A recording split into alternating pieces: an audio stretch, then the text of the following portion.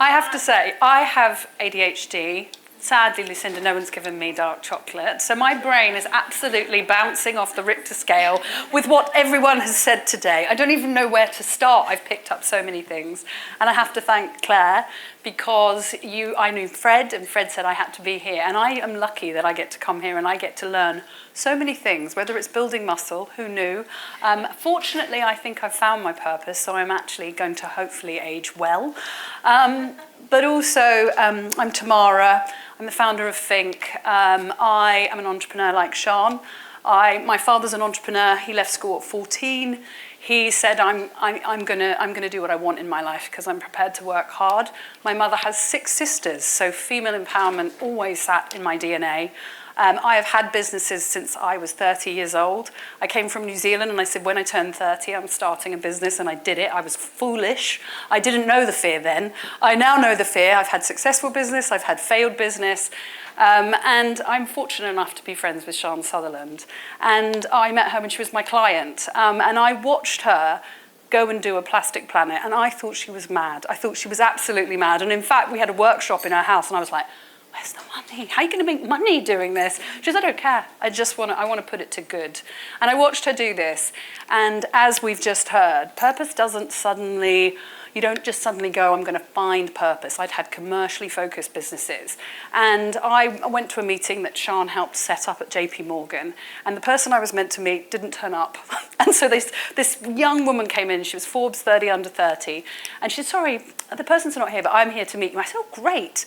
And she said, I bet you couldn't start a business that united the finance industry behind women as investors, women as entrepreneurs. And I, as the young entrepreneur, not so young, said, I bet I can.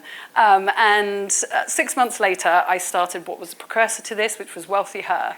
And we had 13 financial partners. Then the pandemic hit, and I had offices in London and Hong Kong. I was absolutely thrilled, and I definitely felt the fear. But my purpose happened upon me, and it has been probably, other than my son, the greatest thing in my life, and it makes me step through the fear. It makes me stand up every day. And what Think does is it says, how do we close the economic gaps that women face? How do I, actually, Ginny's on my latest accelerator for 100 female founders. How do I unite the power of industry and business? And I learned that from Sian. How do I unite and work with those businesses as our partners? And how do I help women to take control of their own personal financial prosperity, of their business prosperity? And I think if you are British, and I'm half and half, I grew up half here and half in New Zealand, but I still don't like talking about money. We do not talk about money as women. So my purpose that has made me get up every day, fight through a pandemic, out the other side, and now do my boldest yet with 100 female founders, is the thing that has made me feel alive, and that's what Think does. Taking control, it's so emotional for women. But like Liz, like many of the speakers here, actually I do a lot of research. My background is actually consumer behavior originally. And actually the reasons that we don't take control of our financial futures or lean into that, so much of that is emotional, it's societal. It's something I always found as a young woman. I never wanted to talk about money. I never wanted to talk about my success, but I had a 50-person company. I always wanted to downplay that and book the restaurant in my husband's name. It became a thing. And in the end, I got divorced. I started to book it in mine. I started to book it in mine. But you find, women, some of the facts are scary, but some of the things are great. And I think about women, we are absolutely rising in influence. 70% of the world's wealth in the next 2 generations will be in the hands of women. Women are purposeful. 89% of women want to invest in businesses that are good for society. They want to lead businesses that are good for society, for the environment. If you look at the businesses led by women or diverse teams, they're much more sustainable, they're much more future focused. The next generation sits in women's hands. We hold our children and set our children up, whether that's to take control of their financial prosperity or it is to invest well and be good in the world. So we are an absolute rising force. Women's businesses, 150,000 businesses started each year by women, and that is a massive surge in the last 4 years. But if you look at the gaps, 1.8% of VC funding goes to female founders. It's why we create our accelerators. If you look at the investment gap, the biggest gap that women face in their lives is actually through lack of investment. It's not the pay gap. It's through lack of investing. We do it now through our pensions. But over a course of a woman's life, because we will invest in our children's education, our children's school uniform over our long-term financial future. I'm a single mother. I've done everything to put my son through, I'm even talking about moving. Cheshire or Winchester, I can't decide. I'm torn between friend groups. My ex-husband lives in Winchester. I can't almost do it. It's like, and I think, anyway, we'll have a vote later. But I've made it, everything about what I want from him, I will forgo all of my future for his and for the purpose that I do for the women that I seek to get behind. We do lack financial confidence. And what's really interesting, I research it. If you ask men and women, men will say, I know more. I know more about investing. Actually, men are much more likely to talk about it. If you actually test on financial competence, we're equal. And in fact, women make very good investors. We're not risk averse, we're risk aware. We ask questions, we consider. We look at what the business is doing. So investing, though, is an opportunity that I really want women to lean into because, in fact, we're better than we think we are. And then 2 other things. Pension gap, it's changing for younger women, but there is a big gap between men and women in terms of their pensions. And then overall, particularly of today, and we've heard people talk about it and all of the things we've heard, women are much more likely to be burning out than men. So there's this burnout energy because of the things that we are taking on, whether it's the financial pressure, whether it's the emotional pressure. And the number one driver of female well-being is financial well-being. It is an opportunity. It's the chance to leave the job you hate, the husband you don't like and doesn't like you. It is freedom. So that financially really taking control of our financial future, I believe, is part of our financial well-being, our overall well-being. If you ask women, and it's different between men and women, what is the purpose of financial wealth? It's different. For women, security and comfort for loved ones. I'm sorry, I have to keep turning around. Freedom to choose my life, work where I want, live where I want. It's care. How do I look after those I love? And it's future comfort. And that comes last. That is last. If you ask men, and it's interesting, and I felt this for men, they'll say, being able to provide for my family, being able to retire earlier. Very, very different motivations. And so if you think of for women, our finances are so inextricably linked for deeply emotional things. So we have to think about some of the emotional reasons why we do or we don't lean into our financial futures. So these are just some of the things that I've learned from much wiser experts than me and women I've heard tell stories about how I think you can take more control of your long-term financial future. Talk about money. How many of you have talked to a female friend about investing?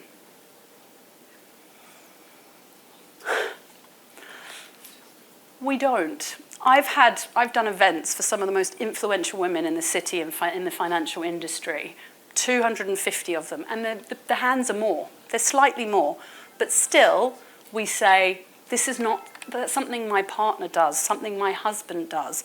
I don't do that. And if you look at longer term investing, it's the area we particularly don't do. And if you look at us versus women in Hong Kong, we do it dramatically less, taking control. But we don't talk about it. And as I said, if we're British, we don't talk about it. Even more than people in the US. I've had actually one of the women on our accelerator said to our group, introduce yourselves like a tech bro. And the introductions we were getting about business were so amazingly different from thinking about it in another way. And on one of our accelerators, someone introduced me who knows Karen Sherlock. She was on one of my accelerators many years ago. And she came on and she said, we had 50 founders and they all pitched for money. And she was the only one who said, I'm good at making money. I like making money. I make money for my investors. And everybody else, it was the last thing they said. It was like, oh, by the way, I'm very sorry, I'm going to make some money. We don't talk about it. So if we start talking about it to ourselves, to our female friends, in business, and ask each other, what do you earn? Because if we ask each other what we earn, we have a chance of getting pay parity. Having a plan. I thought this was fascinating from our research. Women over 40, we're much more likely to have a when I'm gone plan, not even a me here in my life. And as we've all heard, and certainly if we listen today, we're going to live a very long time because we're going to eat dark chocolate blueberries and build muscle mass. But we are more likely to say over 40, when I'm not here, this is the plan I'm going to have in place. Right down the bottom, sadly, is muscle. It's muscle building. And then second from the bottom is I'm going to have a financial plan. Well, again, if you want to remove financial stress, actually having a financial plan, as Sharm will say, I don't. Don't do as I do. Just do as I say.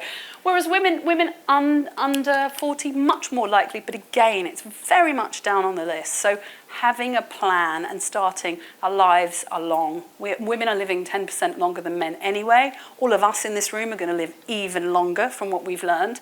But having a plan, talking to professionals that can help us with the plan. I'm not an expert in it.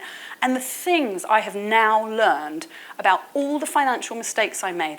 I've got 3 minutes, I'm going to hurry, but if you're on maternity leave, keep your pension going because your employer has to keep contributing. If you stop it, you dramatically impact at the end of the line, but they're lessons I didn't know. So getting advice, talking to each other, and having a plan.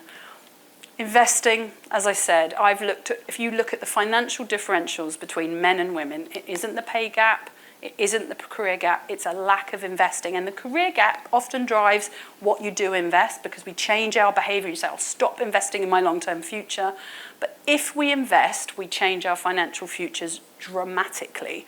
So I think that I see young women, and I see women as well. I look at the data. We're brilliant at cash ISAs. Love a cash ISA. We're on a par with men.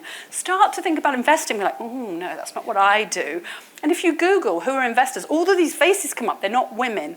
But in fact, we need to be investors. And I look at younger women, and they are investing in shares and stocks ISAs. Start small. Talk to each other. But it will make the biggest difference. Cost of love. I've done it wrong every single way. But it's, again, one of the more significant things in our lives is our relationships. And it changes our financial futures. I married late for love. I had property, I had a business. I divorced early, but in fact it cost me that property. I wish I'd thought about protecting it. Only 9% of women ask for a prenup, or men. And in fact, it's just a contract that says, how will we divide it if it doesn't go well? I look at myself, I believe in love. And I don't think, even though I'm now 50 and I've hardly got anything left because I've done a purpose business and I've given half away, I don't know if I could say, what would we do if this doesn't work? Your wealth and my wealth. And I think, again, you look at couples, 86% want financial chemistry in a relationship, but we never talk about it with each other. So I think that with love, talk about it. I think love is not, I'm worried about when I'm not here, I'm going to prepare for you when I'm not here. I think also talking to our parents. I remember when I was in New Zealand, my dad is much older than my mum. He's turning 90 90 next year. And I said, Mum, we need to talk about Dad. And he knows where all the property things and everything is. And we went upstairs and he had a Post-it note on his head saying, do not resuscitate. I was like, Dad, I'm not trying to kill you off. Where's the deeds to the property? But it's hard. It's emotionally hard to talk about it. But in fact, probate is a bugger. If people go into probate and they have not set things up, or you don't know where things are, or you just haven't thought about organising it in a way that people can access that information, that isn't love on either side. And it's not about getting things from people, and it's so deeply emotionally charged. But be brave and try and have conversations with those you love. Women do this last. I'm watching the time, so I'm going to go really fast. Put your oxygen mask on first, because we're all about caring for others. We're all loved ones, kids. But if we don't look after ourselves, and we're the last one on the list, in health, in finances, we cannot do the good in the world that we can do. So even though it's counterintuitive, put your oxygen mask on first. Pass down well. Been very involved with Louise Hill from Go Henry, and she's just campaigned for many, many years and had the law, worked with government, and they've just announced financial literacy on Wednesday is going into primary school curriculum. Our children's relationship with money is formed by 7. Those that are confident with money and thinking about money and investment, it changes the course of their life, whether that's about their pension, whether that's their earning potential, whether that's they don't get in cycles of debt. And if we don't talk about money and we don't talk about money to them, we are not passing this on well to enable their futures. And that's it. Can't